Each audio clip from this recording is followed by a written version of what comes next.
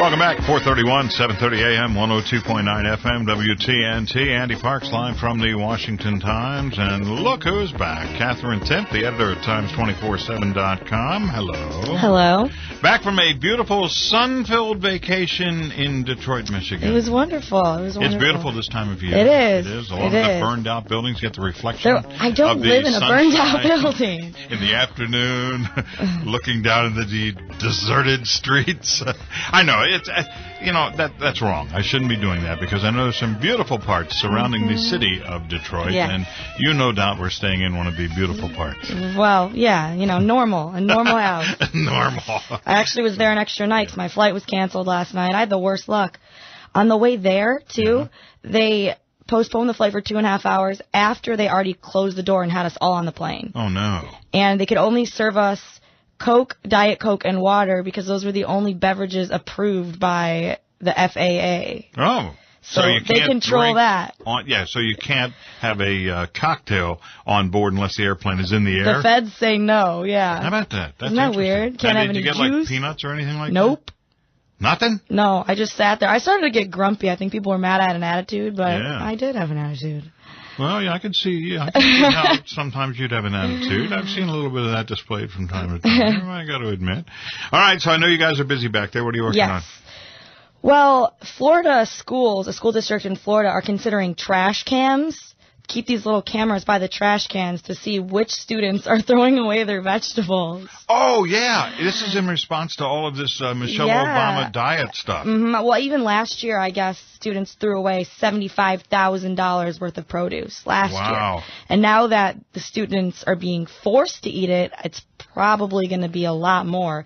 So they're considering putting cameras by the trash cans to see whether Johnny's throwing away his green beans or not. They got veggie police. Yeah. That's unbelievable. It is unbelievable. Yeah. All right, what else we have? Another diet story.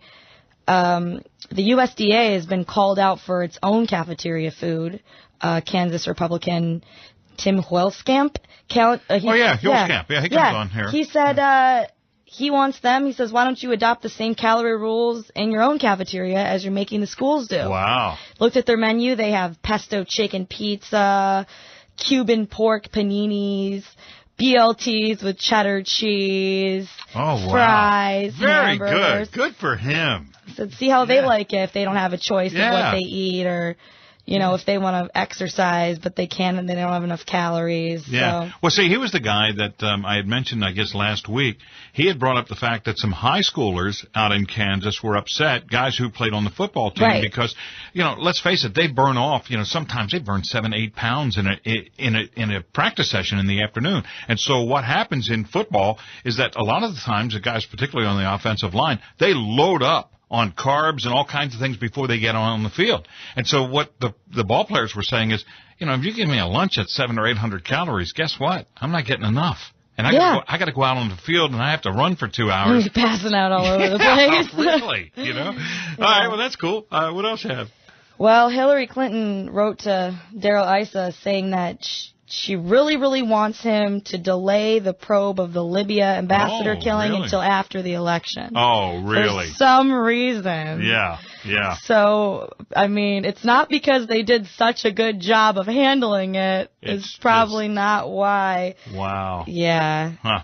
Well, that doesn't surprise me because I knew that was a concern, and I had talked about this a little earlier, where it appears, Darrell Issa, he's a pit bull. He gets into everything. Oh, yeah. And so a lot of people consider him, on the left that is, a lot of people consider him to be a political hack, and so obviously they think that by bringing this up, 40 days before the election, it's political pull and it really shouldn't be played. But I got to tell you, I think he's got every right to do it, and I think America has every right to know the answers. Oh, yeah, absolutely. What's more important than that? Yeah, certainly not the election. No. All right, and finally today? Well, during Obama's presidency, I guess he spent 76% more on foreign aid than on securing our borders. Oh, well, that's good. Yeah, foreign aid increased 80%. Yeah, that's beautiful. And it's not really improved much our relations overseas. Obviously. No, it hasn't. In fact, last Friday afternoon, in what I like to call document dump day, late day, the Obama administration requested a check for $450 million to hand to Egypt. Nothing surprises me. Okay. All right, very good. Thank you. Welcome back. And, I know you hated to leave Detroit to come back to Washington, but it's something that had to be done. We'll be here covering the debates all night. Oh, yeah, so that's make sure right. everyone checks it out. Times247.com. That's the place. Catherine, thank you. Mm-hmm. Katherine Timpf, the editor at Times247.com. It's 4:36. Ed Kelly, the editor of the Washington Times, on the way.